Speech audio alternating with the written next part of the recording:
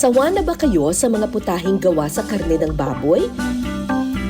Adventurous ba kayo sa pagkain? Tamang-tama dahil para sa inyo ang malinamnam na mga putahing ito. Dahil ngayong gabi, ang mga ipatitikim namin sa inyo, lutuing gawa sa laman loob ng baboy. Sarap. Crunchy pa yung labanos. Super lambot nung nung tenga. Tikman natin yung lapay at saka yung atay.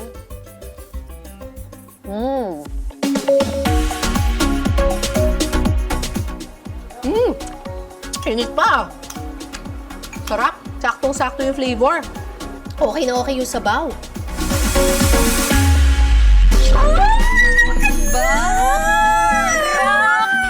Makakasama rin natin sa food trip na ito ang isa sa mga babaeng malapit sa puso ni Julian sa sitcom na Happy to Get Her, si Jenzel Angeles. Ang sarap! Actually, kahit walang kanin, masarap siya. And kahit may siling kasama, hindi nga ganun kaanghang. Parang may kick lang ng spiciness. Ang sarap! Pag kinagat mo yung isaw, nandun yung sauce. So parang may sauce pagka kinakagat mo siya. Uy, masarap siya kahit walang kanin na.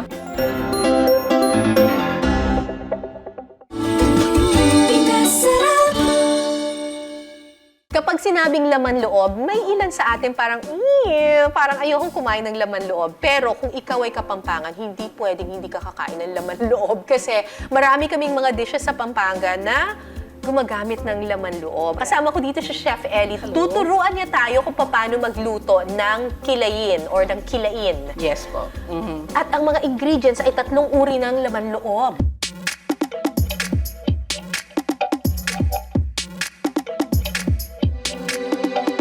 O sige, simulan na po natin.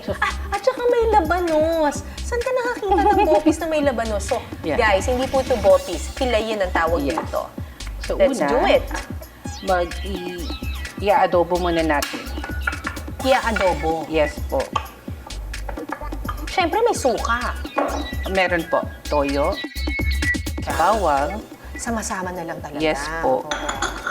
Suka. Suka. Pepper po. Ay, ang dali naman. Talagang paghahalu-haluin lang. Basta Yes. siguraduhin nyo lang po pag magluluto po kayo ng laman May loob, bay leaf. kailangan linisin nyo po talaga muna sa asin. Yes po. Lamasin nyo po siya sa asin ng mga 3 beses. Tapos hugasan ng hugasan para matanggal yung lansa at yung mga germs. So, pakukuliin lang ho natin siya. Pero yung yung tenga, pinalambot muna. Pinalambot po natin. muna yung tenga. Oo. Hayaan lang kumulo hanggang sa magkulay brown na ang mga laman loob. Chef, kapag nagluluto ko ng atay, di ba meron tendency na ma-overcook Ma-overcook po siya. Opo. So, Ilang dapat minutes lang ba dapat? mga 2 to 3 minutes lang po. Ang atay. Pag yung mga atay. Ay, yung lapay, ganun din. Ganon din po yung lapay. Ito lang tenga ang medyo kailangang i-pre-boil lang natin. So, dahil madaling ma-overcook yung lapay at saka yung atay, yung tenga, pinalambot na muna namin siya beforehand. Yes. Para ito, ina-adobo lang natin yung lahat ng ingredients. Kapag brown na siya at wala nang dugo-dugo, tanggalin na natin sa apoy. Oo. Kasi otherwise, titigas siya. Bakit natin kailangang adobohin? Para mawala rin po yung lansa ng niya, ng mga atay, tsaka yung lapay. Oo. At saka usually, yung pagkikilaw ay ginagawa talaga natin ng mga ninulupa natin kasi form of preservation din Yes ito. po. Hindi mabilis na napapanis, nasisira yung pagkain kapag inadobo mo muna siya or niluto mo muna siya sa suka.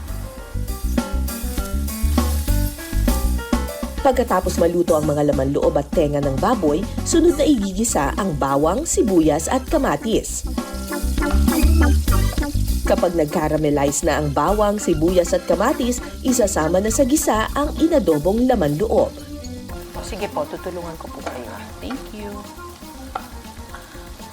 So parang inadobo, tapos ginisa mo Ginisa siya. siya, opo. Ah, Thank you. okay. siguro magtatanong yung ibang tao, ba't hindi mo nilang ginisa muna, tapos saka mo nilagyan ng suka, ganyan-ganyan. Ibang flavor. Ibang flavor, oo. Iba yung ano niya. Oo. Gusto mo kasi manuot muna yung vinegar. Yeah, yung vinegar doon po. sa karne. Konting sugar para mabalance po yung flavor. Sunod na inilagay ang labanos. Para may konting sipa ng anghang, lalagyan ng siling pangsigang.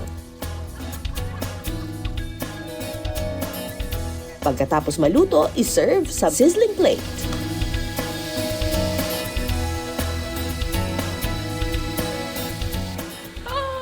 Look at this! Luto na po ang ating kilayin. Tikman na natin. Ilabas na ang kanin!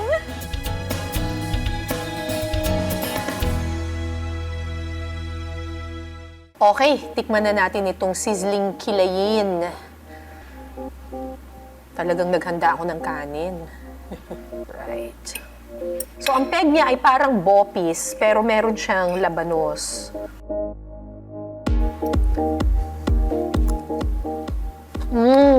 Sarap. Hindi siya matigas at all. Tapos, saktong-sakto lang yung anghang niya. Para siyang adobo na... Hindi ko alam kung ano siya. Lasang-lasa mo yung atay. Tapos, ang gandang pambalanse nung labanos. Para siyang leveled up na adobo. Ganun yung lasa niya. Actually, yung sanay ako na kainin na kilayin, yung mas maasim ng kaunti. Parang kilawin niya talaga yung peg niya. Ito mas savory siya, yung lasa. Tsaka saktong-sakto lang yung luto. Hindi siya matigas. Mapaparami ka ng kanin dito. Ngayon naman, ang classic bopis titikman ng sparkle artist na si Jenzel Angeles. Madalas mapanood si Jenzel bilang Rocky, ang masipag na convenience store crew sa sitcom na Happy to Get Her. Mas bagay sa'yo walang makeup. Talaga? Araw-araw rin siyang mapapanood sa unang hirit dahil isa siya sa mga UH Funliners. Ay, maggatas. Magpapakain muna natin tayo. Kasi tignan nyo, medyo gutom na sila. Ayan, pakainin na natin.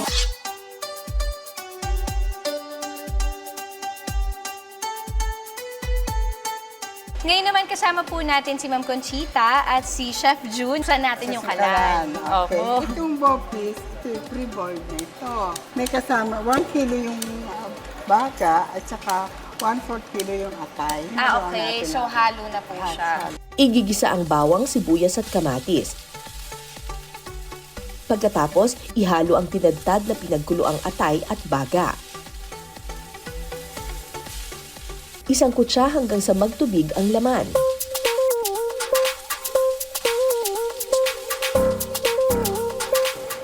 Tapos ang bopis, pwede din pong crispy. Pwede din. Kung pipirito mo siya, dadagdagan mo pa siya ng mantika. So, pwede ngayon, yung malambot na bopis, kinabukasan, pag gusto mo pa ulit mag-bopis, prito mo lang po ulit siya, no? Pwede. Para naman crispy yung kinabukasan na bopis mo. Pwede.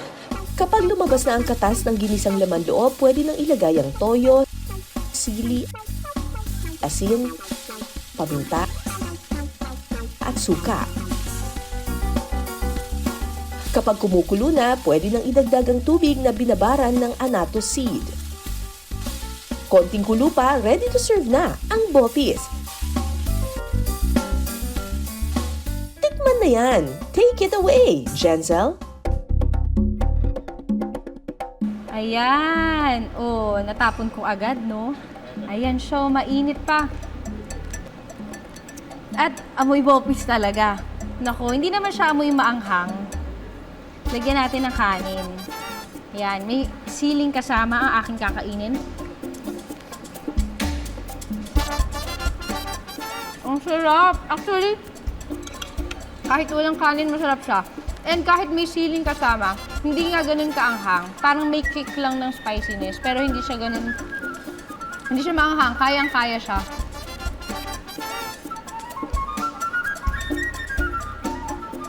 Grabe. Ang gusto ko dito kasi magkaiba yung texture nung baga, tsaka nung atay. So, may malambot, may chewy, tsaka meron ding matigas. Yung atay medyo matigas siya. So, ayun, iba-iba yung nakakagat mo dun sa ating wopis. Actually, hindi siya nakakaumay kahit wala siyang kanin. Kasi may mga ulam na parang pag kinain mo, kailangan talaga ng kanin o kailangan madami yung kanin kasi mauumay ka. Ito pwedeng kahit papakin mo lang or masarap na pag may iniinom ka na tubig, ganyan. Pwedeng-pwede. Ang susunod na laman loob dish na titikman ni Jenzel, panlaban daw ng mga Ilocano sa menudo. Ang dinaldalem. Ayan, at nandito nga po tayo para turuan tayo ni Sir Bobby kung paano gumawa ng dinaldalem. Ayan, ito po yung isang Ilocano dish, no? Yes, this is an Ilocano dish, commonly known as igado.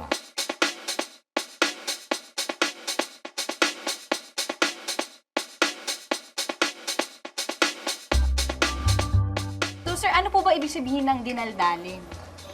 Ang dalem sa Ilocano ay liver. Kaya una ay ating lulutuin muna itong liver for about mga 2 minutes. Sa ibang probinsya kasi, ang tawag nila rito sa dinaldalem ay igado. Igado pala talaga. Oo, igado. Ano po may ibig sabihin? Ang igado nga kasi, composed of baboy and liver. Baboy and liver. But to some Ilocanos, they include spleen. Tapos Okay. yung So, may iba-iba intestines. pong laman. Oo, may Ito, ibang mga laman. ito po. Oo. Lalagyan ng garlic powder ang pinritong atay. Pagkatapos lutuin ng 2 minuto ang atay, iset aside muna ito. Sa isang kawali, maggisa ng bawang, sibuyas at kamatis.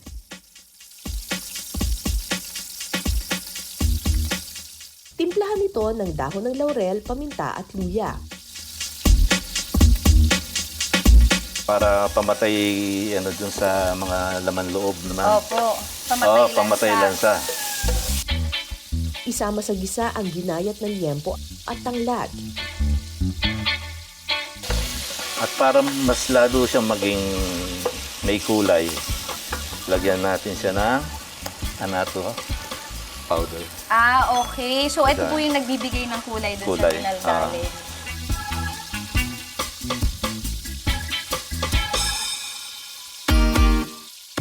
Ilagay na rin ang isaw ng baboy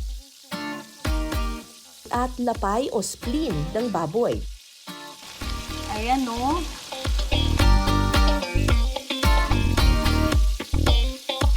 Timplahan ito ng suka at patis. Dagdagan ng kaunting tubig para magkaroon ng kaunting sarsa. Excited na akong matikman. Sunod na ilagay ang bell pepper at garbanzos.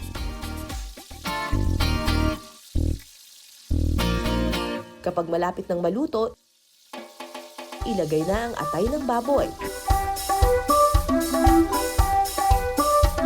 Para sa konting sipa ng anghang, lagyan ito ng siling pangsigang. Pakuluan ng kaunti at pagkatapos, pwede na itong ihain at lantakan. At ito na ang ating dinaldalem. Naku, tikman na natin. Ang lasa ng dinaldalem may spark kaya sa ating sparkle artist? Nako. Jenzel, huwag mo nang patagalin. Ano nga ba ang lasa nito? Ayan o, iba-iba ang mga laman na kasama niya.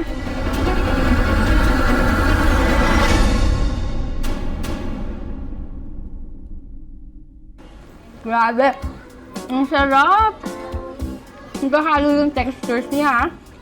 Tsaka sakto lang yung lasa niya. Naghahalo din yung tamis at yung asim. Saktong-sakto lang. Malalasahan mo parehas. Yung gusto ko dito, yung laman loob na isaw. Kasi yung texture niya parang bagay na bagay dito. So parang pag nagsasawa kayo sa kaka-chew, ganyan, or iba yung texture na gusto nyo, pwedeng-pwede, ayan, no, may isaw tayo at lagyan natin ng mga beans. Ang sarap! Pag kinagat mo yung isaw, nandun yung sauce. So parang may sauce pagka kinakagat mo siya.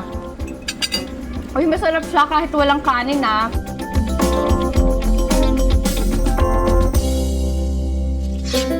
Ngayong bagong taon, mas lalong lumamig ang panahon.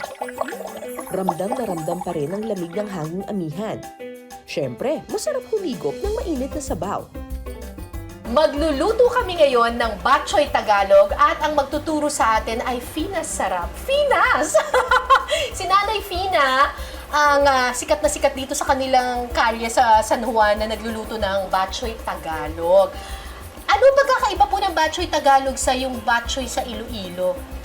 Kasi ang battery Tagalog may mismo.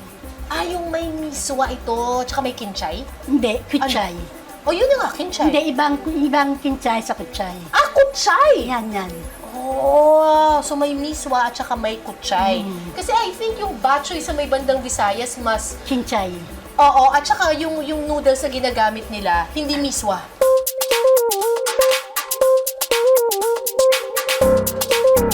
Igigisa muna ang bawang, luya at sibuyas. Sunod na igigisa ang karne ng baboy.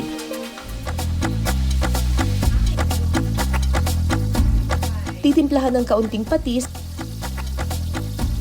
at saka lalagyan ng tubig. Pakukuluan ito hanggang lumambot ang karne ng baboy. Yan. Pag malambot na yung karne ng baboy, pwede nang ihulog yung Patay lapay. at saka Tsaka puso. puso. Yun. Alright. So, nalagay na natin yung lapay at saka yung puso. Susunod natin ang dugo ng manok. Okay. Ng manok. Ito, dugo ng manok Apo. na nilamas nila muna sa tanglad. Para, nagbubuo kasi agad siya. Oo, kapag dugo ito ng baboy sasama dun mismo sa sabaw. Dugo na ho yan, dugo Oo. na. Maputi ang sabaw. Oo, mas maputi pa rin yung sabaw kahit papaano. Tapos bumubuo ka agad. Kaunti lang pala Kunti lang. ilalagay. Oo. Wag lang di, Tapos pakukuluan natin para maluto yung dugo ng manok. Okay. Ang salitang Bok Choy po ay nanggaling sa Bok Choy na Chinese word na ang ibig sabihin, pira-pirasong karne. So kapag pumunta kayo ng China, tapos yung Bok Choy, ang ibibigay sa inyo, parang sabaw na may pira-pirasong karne. Katulad nitong Bok Choy natin. Pero syempre, nilagyan na natin ito ng tatak Pinoy, kumbaga. So, kung saan ka man mapadpad na bahagi dito sa Pilipinas, may kanya-kanyang bersyon ng Bok Choy. So, kapag nagawi po kayo sa may bandang Luzon, Bok Choy Tagalog po ang ibibigay sa inyo, may miswa po yun. Tsaka yung sabaw niya medyo maputi. Pero pag pumunta kayo ng bandang Visayas, ang Bok Choy nila doon, dilaw ang kulay. Kasi ang ginagamit nila doon, mas makapal na klase ng noodles. Egg noodles, yung iba, Mickey, diba? Ganun ang ginagamit. Tapos may itlog. Masarap lalagyan din natin yun. ng miswa. Kaya ito na, ilalagay na po yung miswa. Para Mabilis lang maluto yung miswa. dali lang po yan. Oo, mabilis lang yan. Kapag kumulo na, ihahalo na ang kutsay.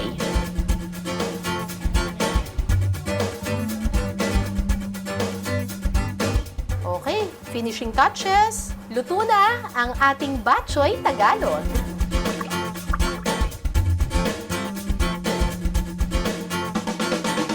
Alright, tikman na natin itong Bok Choy ni Nanay Finas Sarap.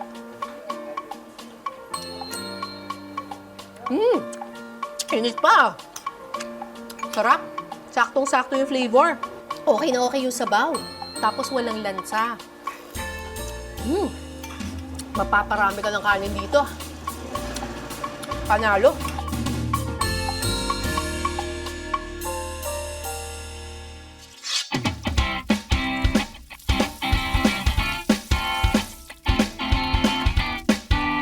Isa sa mga paborito kong niluluto ay ang kalyos gamit ang ox stripe or yung tuwalya ng baka.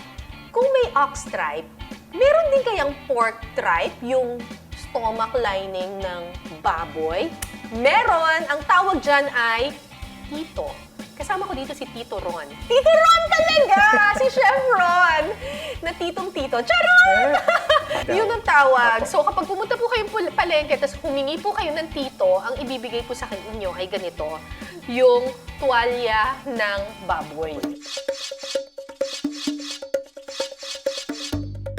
So, ang ituturo sa atin ngayon ni Tito Ron, okay? yes. Ang ituturo niya sa atin ngayon ay classic liver steak. So, yung parang beef steak na Yes, atay. na atay. Pero may tito. May tito lang. May tito. Opo. Okay, sige. Yun lang. So, marinate po muna natin si I-marinate liver. muna natin yung liver. A little bit Tapos, of soy sauce ayun. Bakit mas magandang i-marinate muna siya, Chef Ron? para mag-sink in po yung flavors. Oo, kasi Yeah. kapag nilagay mo yung mga flavors, kapag ano na, niluluto na, baka Yes. tumigas yung Correct. atay. Calamansi, Calamansi, some pepper. tsaka pepper. That's it. Yun lang. Opo. Okay. Imamarinate lang ito sa loob ng 30 minutes. Pagkatapos i-marinate, i-sear lang ito sa malakas na apoy. Very tricky kasi yung pagluluto ng ng liver kasi Correct. mabilis siyang Tumigas. tumigas. Correct. Pag na-overcook mo. Pero ayaw mo rin naman yung may dugo-dugo pa. Correct. So, paano gagawin, chef? Ano lang po, mabilisan lang. Kailangan mabilisan, tapos mainit mabilisan talaga lang. kailangan Yes. ng pan. Tapos iluluto pa naman natin siya mamaya with the sauce. Tapos sa sizzling po ulit mamaya. Okay. Ganun lang. Basta enough lang na mag-brown siya Yes. ng kaunti at wala ka nang nakikita masyadong red. You're good. Okay na, hanguin Yes mo po. na kaagad. Opo. Kasi baka tumigas. Correct. Pagkatapos, itatabi muna ang atay, Since ilalagay rin po natin siya sa sizzling plate, maluluto pa. Maluluto Opo. pa. igigisa ang sibuyas at saka ito titimplahan ng konting toyo at kalamansi. Ilalagay dito ang pinalambot na tito ng baboy. Halu-haluin para manuot ang lasa sa sibuyas at tito ng baboy.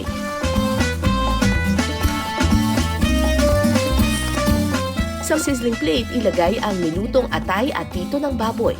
Yun.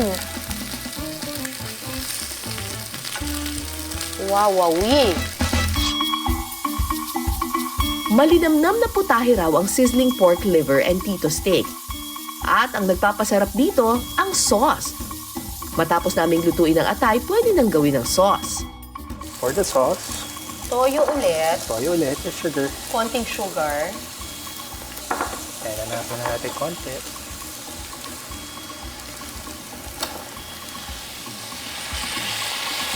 Ah! Top lang natin ng crispy garlic. Wow! A little more. That's it. Alright! Wow! Wow! Leveled up version ng liver steak. Kasi itong liver steak na ito is served on a sizzling plate at may toppings pa na tito.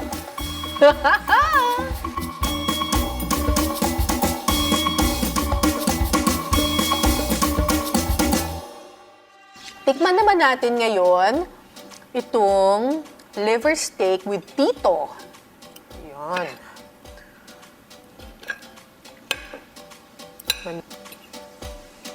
Ano?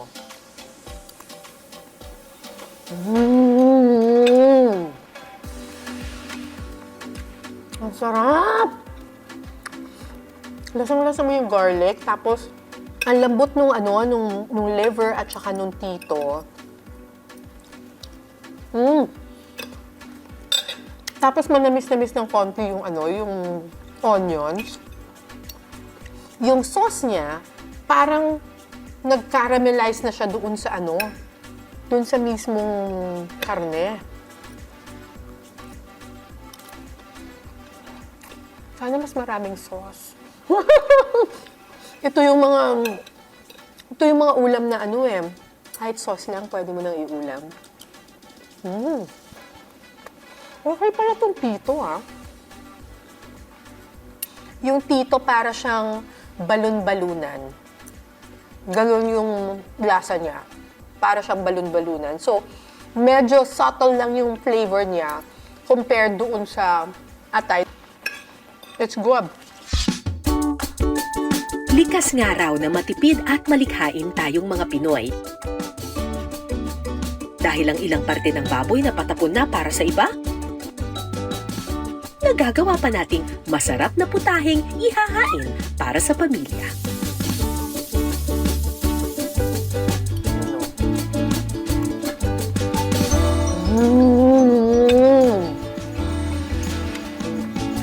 Ang sarap!